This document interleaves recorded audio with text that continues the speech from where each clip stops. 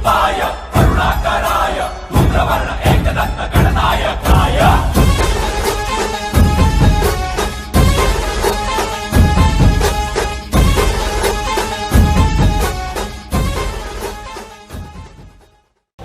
उत्सव धर्मिता भारतीय परंपरा का प्रमुख अंग है। ये उत्सव ही हैं जो हमारी एक अलग पहचान, एक अलहदा सी पहचान पूरी दुनिया भर में बनाए हुए हैं। इन उत्सवों के कारण ही हम पहचाने जाते हैं। और यदि जिनको मैं अपना इष्ट मानता हूँ, जिनको मैं सब कुछ मानता हूँ, जिनके दिए हुए शब्द मैं बोलता हूँ, गुनता हूँ, बुनता हूँ, ओढ़ता हूँ, बिछाता हूँ, मुंशी प्रेमचंद। तो उन्होंने भी गोदान में ऐसा ही कुछ लिखा है कि उत्सव धर्मिता ही हमें जलाए हुए है। कभी बैसाखी आ जाती है, तो कभी अक्ति आ जाती है, तो कभी रक्षाबंधन आ जाता है, कभी नाग पंचमी आ जाती है, गणेश आ जाते हैं। कुछ ना कुछ हिंदुस्तान में चलता ही रहता है। और ये शायद हम ये ऐसा कुछ कह लें कि ये जीवंतता ही है जो हिंदुस्तान में चलती रहती है और हमको चलायमान किए रहती है, निरंतर, लगातार, सदैव, बिना रुके, बिना थके। कुछ बोलना होता बोल को जाता हूँ। यही शायद कहानी की, कहने की एक शैली भी है और शायद मुझे इसमें आप लोगों को बताते हुए अच्छा भी लगता है। शायद इन्हीं उत्सवों के चलते हमारा भारत ज़बरदस्त हो भी जाता है और ये हमारा सौभाग्य है कि हमने भारत में जन्म लिया है।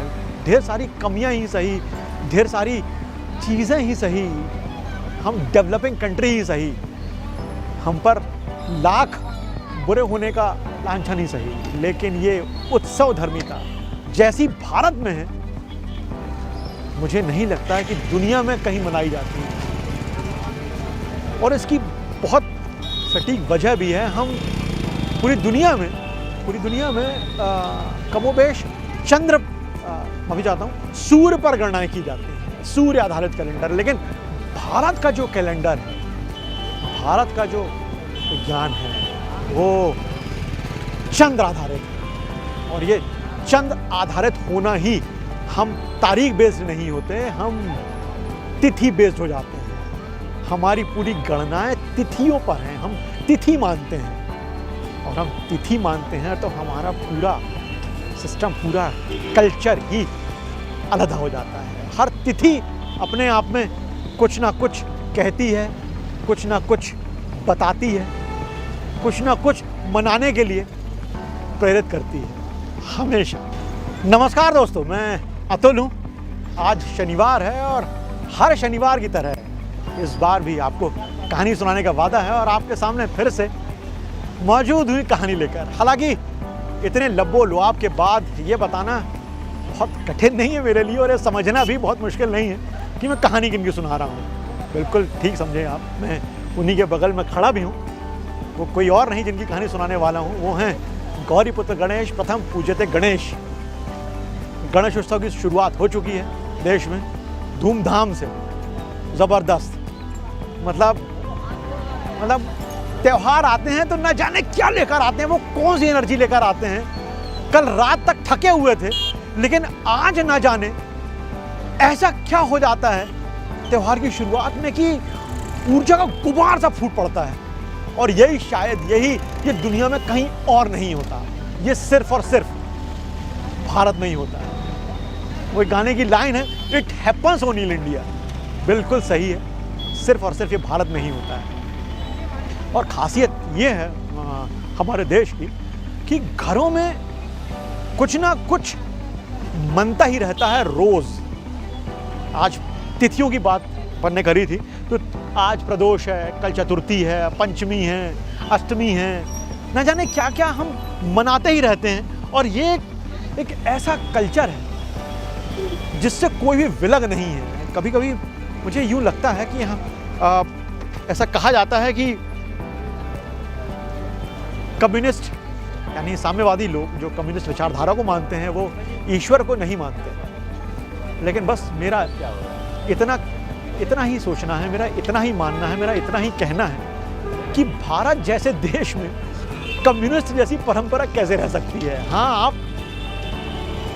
मैं बहुत बड़ा आदमी नहीं हूँ, बहुत बड़ा चिंतक नहीं हूँ, बहुत बड़ा मनीषी नहीं हूँ, सवाल ही नहीं उठता, बहुत सामान्य सी सोच है। लेकिन शायद ही ऐसी कोई माँ होगी, शायद ही ऐसी कोई माँ होगी जो ईश्वर को अगरबत्ती नहीं लगाती होगी, और उस माँ से जन्म लेने वाला बालक, बच्चा इन संस्कारों को देखकर कब तक अपने आप को ईश्वर या ईश्वरीय शक्ति से विलग रख सकता है। खैर, तो गौरी पुत्र गणेश, प्रथम पूज्यते गणेश आ चुके हैं और 10 दिन तक वो हमें आशीर्वाद देते रहेंगे। 10 दिन तक हम उनके रंग में डूबे रहेंगे। त्योहारों की शुरुआत बहुत पहले ही हो चुकी है, लेकिन गणेश एक बार फिर से वो ऊर्जा लेकर आ गए हैं। इस बार आपको उन्हीं की कहानी सुना रहा हूँ, कुछ सुनाता चलूँगा, बताता चलूँगा गणेश उत्सव के बारे में, ब्रिटिश काल के गणेश के बारे में, कैसे ये उत्सव आया इस बारे में। और आज की अपनी इस कहानी को मैंने नाम दिया है तिलक के गणेश। तो बस सुनते रहिए अतुल की कहानियाँ, ले चलूँगा आपको तिलक के गणेश के साथ।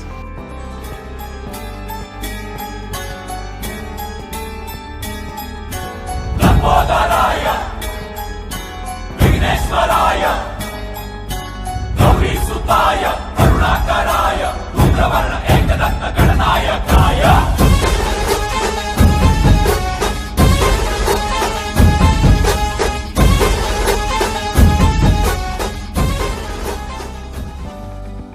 शिव पुराण के मुताबिक भाद्रपद की चतुर्थी, यानी कि जो अभी भादो महीना चल रहा है, इसकी चतुर्थी को भगवान गणेश का जन्म हुआ था। और गणेश शिव पार्वती के बेटे हैं, बहुत प्रिय हैं और इसे कहते हैं पूत के पाँव पालने में दिख जाते हैं। स्वयं ईश्वर के बेटे हैं, ईश्वर ही हैं। तो उन्होंने वो चीज़ें दिखानी शुरू कर दी थी। तो एक बार जब भगवान शिव ने कहा कि धरती के चक्कर लगा कर आ जाओ, कार्तिकेय चले गए, लेकिन गणेश पार्वती के चारों ओर घूम गए। गणेश पार्वती के चारों ओर घूम गए, बोले यही तो है माँ, यही तो है माँ, यही तो है धरती, यही तो है सब कुछ, और किसके चक्कर लगाऊंगा। ये सुनकर पार्वती और शंकर, मतलब माता पिता शिव पार्वती दोनों बहुत खुश हुए और दोनों ने वरदान दिया। जब उनके बेटे ने ऐसा किया और करने के बाद जो तर्क दिया, तो उससे शिव बहुत खुश हुए और माता पिता ने ये आशीर्वाद दिया कि आज से पूजा की शुरुआत जो होगी वो तुमसे ही होगी। सबसे पहले गणेश पूजा जाएगा, एक पिता का आशीर्वाद, इससे बड़ा आशीर्वाद क्या ही होगा। तब से लेकर आज तक हम, यानी भारतीय परंपरा में ऐसा ही होता जा रहा है और सबसे पहले गणेश पूजे जाने लगे। प्राचीन काल में ऐसा होता रहा है कि जो बच्चों का जो विद्याध्ययन है वो इसी गणेश चतुर्थी से ही शुरू माना जाता है। गणेश कितने विशिष्ट हैं इस बात का अंदाज़ा लगाना बिल्कुल भी मुश्किल नहीं है, कतई मुश्किल नहीं है कि कोई भी काम हो, चाहे शादी, विवाह, समारोह, मांगलिक काम, जैसा भी जो भी हो, वो सब गणेश से ही शुरू हो, गणेश पूजा से ही उसकी शुरुआत मानी जाती है। इतना ही नहीं, चाहे कोई ईश्वरवादी हो, यानी जिनका ईश्वर विश्वास हो, यानी आस्तिक हो, या वो निरीश्वरवादी हो, एथिस्ट हो, दोनों परंपराओं में गणेश को एक जैसा पूजनीय माना गया है। गणेश सर्वमान्य है, सर्वव्यापी। और गणेश कितने परफेक्ट हैं, गणेश कितने संपूर्ण हैं और वो कोई गलती नहीं कर सकते। आप मानिए जो उन्होंने किया एक काम, तो उनका इतना पता, वो काम ही क्या कहूँ कि महाभारत हुई और महाभारत के आई विटनेस माने जाते हैं, महाभारत के आई विटनेस माने जाते हैं वेद व्यास। वेद व्यास यानी कृष्ण द्वैपायन। यदि कृष्ण ने महाभारत रची तो वेद व्यास उसके साक्षी बने, बल्कि कुछ घटनाएं, काफ़ी सारी घटनाएं उन्होंने, काफ़ी सारी घटनाओं को उन्होंने दिशा दी। महाभारत होने के बाद वेद व्यास ने महाभारत बोली है हिमालय में, अब उसे लिपिबद्ध करना था, तो वेद व्यास ने बोली। और वेद व्यास को जो एकमात्र व्यक्ति देवलोक में, चाहे पृथ्वी लोक में, चाहे पाताल लोक में, जो उन्हें समर्थ लगा कि अब इसे लिखेगा कौन, तो वो थे गणेश। एररलेस लिखेंगे। वेद व्यास महाभारत बोल रहे हैं और गणेश महाभारत लिख रहे हैं। ये है गणेश, परफेक्ट गणेश, प्रथम पूज्यन्ते गणेश। तो बस जुड़े रहिए मेरे साथ और आपको वीथियों में लेके चलूंगा भगवान गणेश की बातों के साथ। भगवान शिव और उनका परिवार बहुत ही जबरदस्त है। शिव अपने आप में ही महादेव हैं, देवादिदेव हैं, और कोई शक शुबह की गुंजाइश नहीं रह जाती कि आखिर उनका परिवार जबरदस्त क्यों नहीं होगा। तो शिव कैलाशपति हैं, उन्होंने कैलाश पर डेरा जमाया है, लेकिन उन्होंने पूरे परिवार को कई सारी जगहों पर शैव धर्म ले आने के लिए कहा, ऐसी मान्यता है। कैसे कहा? पार्वती को वो भेजते हैं पूर्वी हिस्से में। यदि हम देखें तो देश के पूर्वी भाग में, यानी कोलकाता देखें और थोड़ा सा आपका पूर्वोत्तर का हिस्सा देखें, असम देखें, असम से आगे देखें, तो वहाँ शाक्त पूजा मिलती है, वहाँ शक्ति की उपासना मिलती है।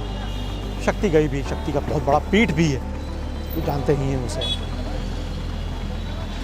अपने एक बेटे को उन्होंने पश्चिम भेजा, पश्चिम भारत भेजा, गुजरात भेजा, महाराष्ट्र भेजा। वो बेटा कौन है उनका? वो बेटा गणेश है। जय हो। मंगल मूर्ति को उन्होंने महाराष्ट्र भेजा स्थापना के लिए, और आज गणेश उत्सव जिस स्वरूप में है वो महाराष्ट्र की देन ही माना जाता है गणेश। स्कंद को उन्होंने दक्षिण भारत भेजा। स्कंद यानी कार्तिकेय।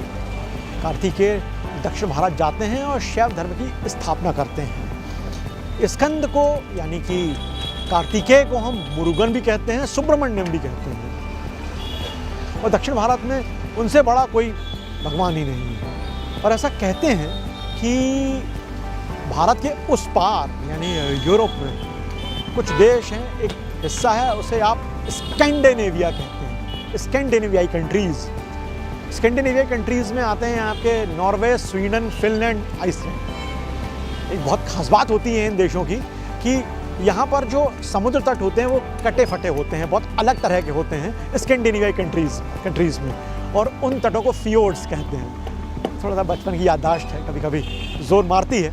तो स्कैंडिनेवियाई जो देश हैं वो भी ऐसा माना जाता है कि स्कैंडिनेवियाई स्कंद, ये भी स्कंद का है, यानी कि कार्तिकेय का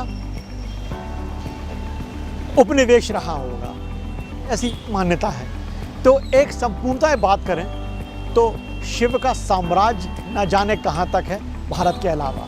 देवादिदेव हैं, सबके साथ हैं, सबके पास हैं और अपार हैं। गणेश पूजा कई रूपों में प्रचलित है। दक्षिण भारत की बात करें तो दक्षिण भारत में उन्हें एक आर्टिस्ट की तरह देखा जाता है। उनकी कई प्रतिमाएं आप मैसूर में देखें, दक्षिण भारत के कई मंदिरों में देखें, तंजौर में देखें, तो बहुत ही कलात्मक और नृत्यात्मक उनकी प्रतिमाएं मिलती हैं। महाराष्ट्र में वो मंगल मूर्ति के जैसे पूजे जाते हैं। गणेश हैं, शिवपुत्र हैं, कई रूपों में हैं और कई रूपों में उनकी पूजा भी होती है। सामान्य रूप से जो 10 दिन तक चलने वाला उत्सव है ये महाराष्ट्र की देन माना जाता है, और इसकी शुरुआत काफ़ी पहले हो गई थी। और महाराष्ट्र में कई वंश थे, सातवाहन थे, राष्ट्रकूट थे, चालुक्य थे। इनमें भी गणेश पूजा का प्रचलन था, इतिहास में है, उल्लेख है ऐसा। उसके बाद शिवाजी आते हैं, तो शिवाजी के समय बहुत ज़ोर शोर से गणेश उत्सव मनाया गया। बल्कि पुणे में उनका जो केंद्र था, वहाँ उनकी जो माँ थी शिवाजी की, जीजाबाई ने ग्राम देवता के रूप में कस्बा गणेश की स्थापना की थी, ऐसा उल्लेख मिलता है। शिवाजी का कार्यकाल 1627 से 1630 है। 1627 में शिवाजी पैदा होते हैं, 1680 में वो दिवंगत हो जाते हैं। मात्र 53 साल में उस आदमी ने न जाने क्या क्या कर लिया। अब शिवाजी से गणेश उत्सव निकलता है, जीजाबाई पूजा करती हैं। शिवाजी ने एक मंत्री परिषद बनाई थी और उस मंत्री परिषद का नाम था अष्टप्रधान। अब अष्टप्रधान मंत्री परिषद का नाम था, तो उस अष्टप्रधान में सबसे प्रमुख पद था पेशवा। जो टॉप पोस्ट थी वो पेशवा की थी। ये पेशवा शिवाजी के बाद बहुत पावरफुल हो गए। मतलब एक तरह से यूं कहें कि पेशवा प्रमुख हो गए, प्रधान हो गए। पेशवाओं ने भी गणेश पूजा को अहमियत दी और जो पुणे में जो पेशवाओं का जो सरप्रमुख महल है शनिवार वाड़ा, वहाँ पर गणेश उत्सव का आयोजन किया जाता था। उस गणेश उत्सव के बाद ब्राह्मणों को मिठाई बांटी जाती थी, ब्राह्मण भोज कराया जाता था। इस तरह की तमाम बातें हमें मिलती हैं कि गणेश पूजा का इतिहास में क्या स्थान था, गणेश पूजा आखिर कब से चलती रही, आखिर गणेश पूजा की कब से शुरुआत हुई। इसके बाद चलते चलते आता है ब्रिटिश दौर, और ब्रिटिश दौर में कुछ सख्तियां आई, लेकिन एक विस्फोट भी हुआ। और वो विस्फोट किसका था? वो विस्फोट था एक उत्सव का, उस गणेश उत्सव का। और वो विस्फोट किसने किया, बस सुनाऊंगा बहुत जल्दी ही।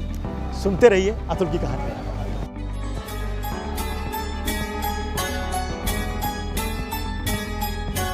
लंबोदराय विघ्नेश्वराय गौरीसुताय करुणाकराय रुद्रवर्ण एकदंत गणनायकाय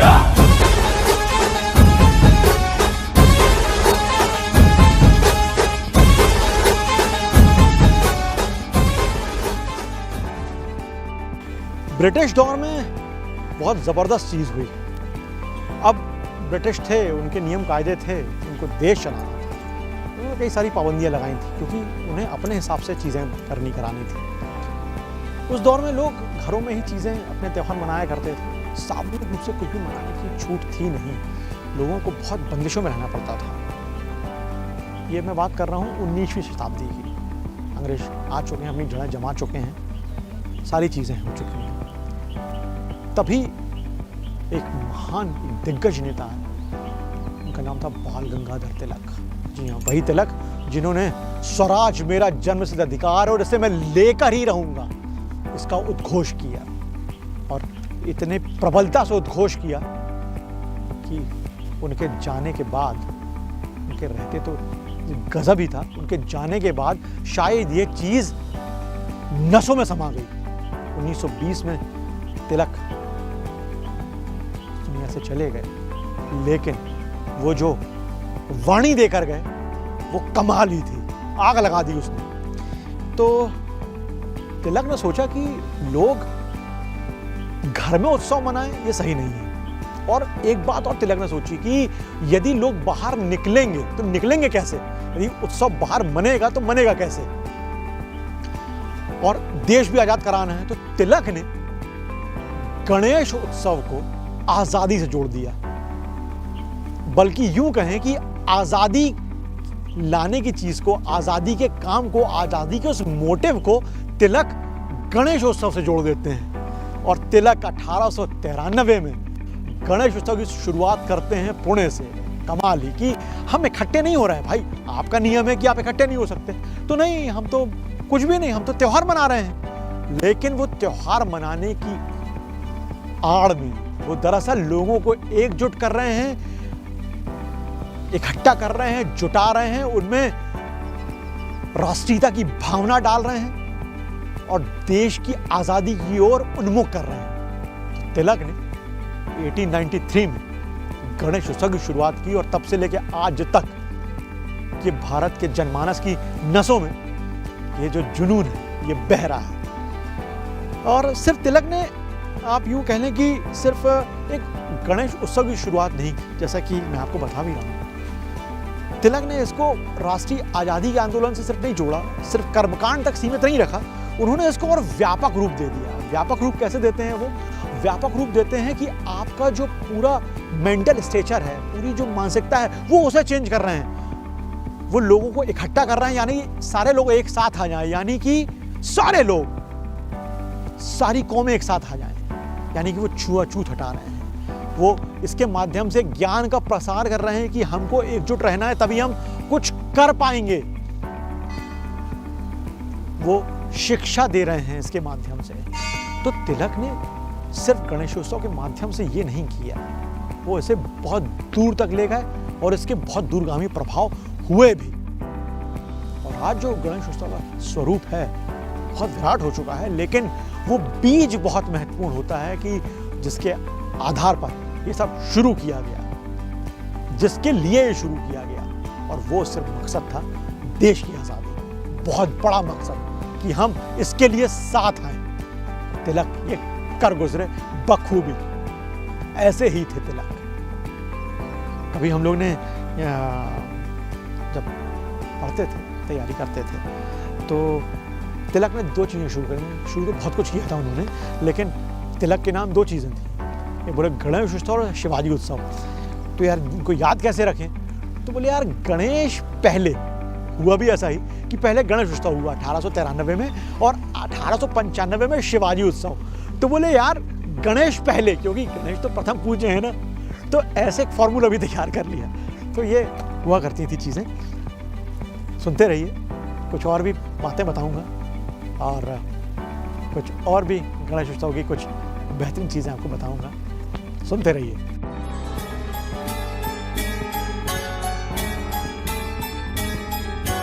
लंबोदराय विघ्नेश्वराय गौरीसुताय करुणाकराय रुद्रवर्ण एकदंत गणनायकाय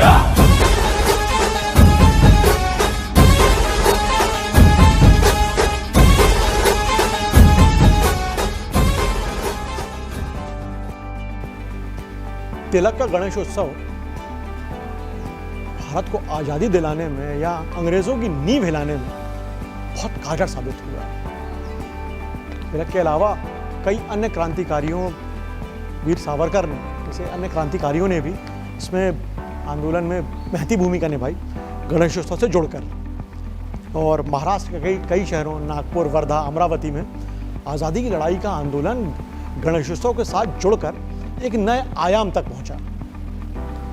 और जब ये सब शुरू हो गया तो गणेश पांडालों में जो बड़े बड़े नेता थे, बाल गंगाधर तिलक, विनायक दामोदर सावरकर, सुभाष चंद्र बोस, पंडित मदन मोहन मालवीय, दादा साहब खापर्डे, बैरिस्टर चक्रवर्ती, सरोजिनी नायडू, ये सभी लोग पंडालों में जाते थे और भाषण देते थे। भाषण देने का मकसद क्या?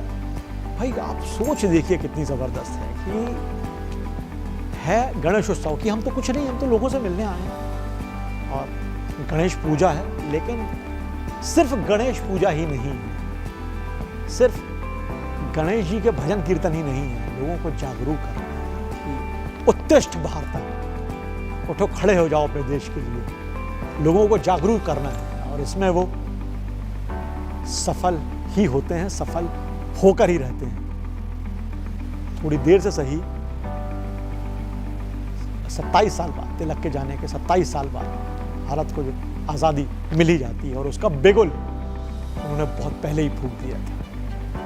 बस थोड़ा सा और सुनाऊंगा और उसके बाद फिर विदा लूँगा। तो बस थोड़ा सा और सुनते रहिए और मिलता हूँ आपसे अतुल की कहानियों में जल्दी। लोकमान्य तिलक का स्थापित किया गया ये गणेशोत्सव स्वाधीनता आंदोलन का एक मंच बन गया और ऐसा मंच बन गया कि अंग्रेज भी थरथराने लगे। एक शायद आप लोगों को याद होगा कि रॉलेट एक्ट आया था। बेसिकली एक रॉलेट थे, मिस्टर रॉलेट थे, उनका ही दिया हुआ एक्ट था और उस एक्ट में यही था कि किसी को बिना कारण बताए हुए गिरफ्तार कर लिया जाएगा। 1919 में आया था रॉलेट एक्ट, बहुत विरोध हुआ था इसका। वही रॉलेट समिति भी थी, तो रॉलेट समिति ने भी अपनी एक रिपोर्ट पेश की थी और उस रिपोर्ट में ये कहा था कि ये गणेश उत्सव तो गजब का खतरनाक है। और खतरनाक क्यों है? बोले इसमें लड़के गली गली घूमते हैं और पर्चे बांटते हैं, और न केवल पर्चे बांटते हैं बल्कि ब्रिटिश शासन विरोधी गीत गाते हैं, इससे ब्रिटिश शासन को खतरा है। सोचिए आप, क्या अलख जगाई थी उन्होंने कि मतलब गजब ही। और उन पर्चों में लिखा होता है कि ब्रिटिश हुकूमत के खिलाफ हथियार उठाओ और शिवाजी की तरह विद्रोह करो। और ये बात लोगों की नसों में दौड़ने लगी। और फिर वही बात कि तिलक ने जो जान फूंकी थी, उस जान ने 27 साल बाद देश को आजाद करा ही दिया। तिलक के विचार वो करा के माने जो वो करना चाहते थे। तो तिलक का ये जो आंदोलन था, तिलक का जो ये गणेशोत्सव था, शुरू तो महाराष्ट्र में हुआ था, लेकिन अब कमोबेश पूरे उत्तर भारत, दक्षिण भारत में फैल चुका है। चाहे कर्नाटक हो, तमिलनाडु हो, मध्य प्रदेश हो, उत्तर प्रदेश हो, गुजरात हो, महाराष्ट्र तो गढ़ है ही। पूरी जगह पूरी जोर शोर से मनाया जाता है। और यही नहीं, विदेशों में भी धूम होती है। भारत की धूम कहाँ नहीं है। तिलक का लगाया एक बीज आज एक पूरा वट वृक्ष बन चुका है। हम आज मतलब गणेश उत्सव मना रहे हैं। आज फिर से 2022 का गणेश उत्सव शुरू हो चुका है, लेकिन जो तिलक की अलख है वो आज हमारी नसों में दौड़ रही है। बस यही थी आज की कहानी। देवा हो देवा, गली गली में तेरे नाम का है शोर। देवा हो देवा, गली गली में तेरे नाम का है शोर। हम भी पुकारे कब होगी देवा तेरी नजर हमारी ओर। ओम नमः गणेशाय, ओम नमः गणेशाय। दोस्तों, भारत की परंपराएं बहुत कुछ सिखाती हैं। इसलिए जो हमारे देश के बारे में कहा जाता है कि हम विश्व गुरु हैं या विश्व गुरु हो सकते हैं या भारत विश्व गुरु बन सकता है, उसके पीछे बहुत ठोस कारण है। हमारे यहाँ की हर चीज़ अपने आप में बहुत कुछ समेटे हुए है, बहुत कुछ सिखाती है। हमारे यहाँ की परंपराएं, हमारे यहाँ का दर्शन का कोई मुकाबला नहीं है। गणेश पूजा भी ऐसी ही है, खुद गणेश भी ऐसे ही हैं। वो बहुत कुछ सिखाते हैं। उनका जीवन, उनका आचार विचार, उनका आकार प्रकार भी बहुत कुछ सिखाता है। गणेश को लंबोदर कहा जाता है। लंबोदर यानी कि लंबे पेट वाले, उनका पेट बड़ा हो। तो उस पेट से ये नहीं मानना चाहिए कि वो बहुत खाते हैं, वो लड्डू प्रेमी है, वो मोदक प्रेमी है, वो तो हैं ही। लेकिन उस पेट के मायने ये हैं कि किसी भी इंसान को बहुत कुछ पचाते आना चाहिए, बहुत कुछ उस पेट में घुल जाना चाहिए, वो बहुत कुछ बड़बड़ करके बाहर नहीं आना चाहिए। बहुत सारी चीजें होती हैं। वो गंभीर आदमी माना जाता है, वो विश्वसनीय आदमी माना जाता है, जीवन में भी और अपने कार्य में भी। गणेश के बड़े कान हैं, बड़े कान। वो बड़े कान इसलिए हैं और उनके बड़े कान ये सिखाते हैं कि व्यक्ति को बहुत कुछ सुनना चाहिए, उसे एक अच्छा श्रोता होना चाहिए। जब तक वो एक श्रोता नहीं होगा, जब तक वो सुनेगा नहीं, तो वो क्या बोलेगा। पहले सुने फिर बोले, ये गणेश सिखाते हैं। गणेश का बड़ा सिर है। उनका बड़ा सिर ये बताता है कि आपके जीवन में यदि किसी चीज का महत्व है तो वो है ज्ञान। ज्ञान ही आपको डिफरेंशिएट करता है, ज्ञान ही आपको बड़ा बनाता है, ज्ञान ही आपको सफल करता है, ज्ञान ही सफलता की कुंजी है। ज्ञान ही जरूरी है, ज्ञान ही आपको अलग करता है, ज्ञान ही आपको बहुत सारी चीजें समेटने की ओर अग्रसर करता है। ज्ञान से बड़ा कुछ नहीं, ये गणेश सिखाते हैं। गणेश का एक पैर जमीन पर टिका हुआ है और दूसरा थोड़ा सा तिरछा सा है। कुछ इस तरह से मुद्रा होती है। मतलब एक तो त्रिभंगी होती है मुद्रा, जो मेरे कैमरामैन आपको दिखा रहे होंगे। एक त्रिभंगी होती है जो कृष्ण लिए रहते हैं, एक गणेश की ऐसी सी मुद्रा होती है। तो एक पैर तिरछा एक पैर सीधा। इस मुद्रा से वो ये सिखाते हैं कि जीवन में संतुलन का बहुत महत्व है। जीवन में बैलेंस से बड़ा कुछ नहीं। हमेशा आपको हर जगह, चाहे आप प्रोफेशनल वर्ल्ड में हो चाहे आप पर्सनल लाइफ में हो, बैलेंस से बड़ा कुछ नहीं। खूब काम कीजिए लेकिन घर को वक्त दीजिए, हेल्थ को वक्त दीजिए, खुद को वक्त दीजिए, चिंतन मनन को वक्त दीजिए, अपने लिए वक्त निकालिए, परिवार के लिए वक्त निकालिए, हर जगह खुद को बांट कर चलिए बहुत ही संतुलन के साथ। ये गणेश सिखाते हैं। सबसे बड़ी बात, हमारा ईश्वर ही एक पुरुष यानी कि इंसान और पशु के रूप में है। क्या गजब की अवधारणा है। मतलब पूरा धड़ उनका, लंबी कहानी है वो, कभी और सुनाऊंगा। मतलब धड़ पूरा उनका इंसान का है, उनका सिर उनके पिता ने हाथी का लगा दिया था, इसलिए वो गणेश है। और ये चीज उनकी सिखाती है कि आप और आपको, किसी व्यक्ति को वैसा ही किसी चीज को स्वीकार करना चाहिए जैसा कि वो है। उसके आसपास का वर्ल्ड आप वैसा ही स्वीकार करें जैसी कि वो है। मैं ऐसा ही हूं, 2 हाथ 2 पैर लेकिन थोड़ा सा डिफरेंट, सिर पर हाथी का सिर, कोई बुराई नहीं। कोई काला है, कोई किसी रंग का है, वर्ण तो वर्ण है, ईश्वर का दिया हुआ है, उस पर हमारा क्या वश। जो जैसा है उसे बस स्वीकार करते जाइए। ऐसे ही हैं चिंतामण, गजानन, लंबोदर, वक्रतुंड गणेश। सो मनाइए और खो जाइए, यही है हमारी परंपरा। ज्यादा ज्ञानवाणी हो गई हो तो क्षमा चाहता हूं। अगले शनिवार शाम 6 बजे फिर एक नई कहानी लेकर आऊंगा। तब तक स्वस्थ रहिए, खुश रहिए, अपनों के साथ रहिए और सुनते रहिए मुझे यानी अतुल को। हमारी कहानी अच्छी लगती हो तो हमारा YouTube चैनल भी सब्सक्राइब कीजिएगा और अपनों से भी करवाइएगा। और एक बात और, हर बार की तरह वो अतुल ही का जो गाने ना सुनवाए। गणेश उत्सव चल रहा है और गणेश जी के गाने आपको नहीं सुनवाए तो फिर क्या किया। तो इस बार भी आपको कुछ खास गाने सुनवाऊंगा। इनके बिना गणेश उत्सव अधूरा सा है। गाने सुनिए, एंजॉय कीजिए। जय हिंद। देवा हो देवा गणपति देवा, तुमसे बढ़कर कौन, स्वामी तुमसे बढ़कर कौन।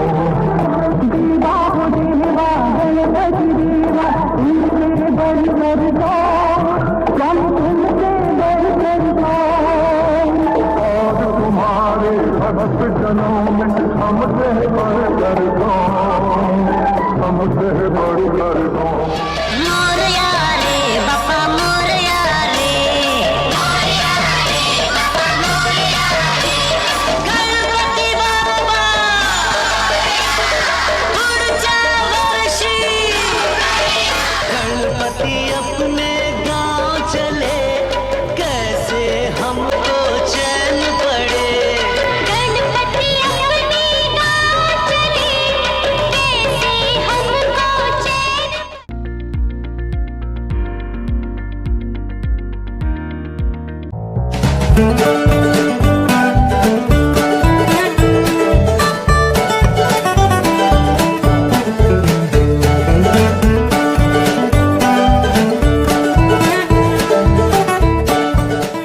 Watch Ani TV.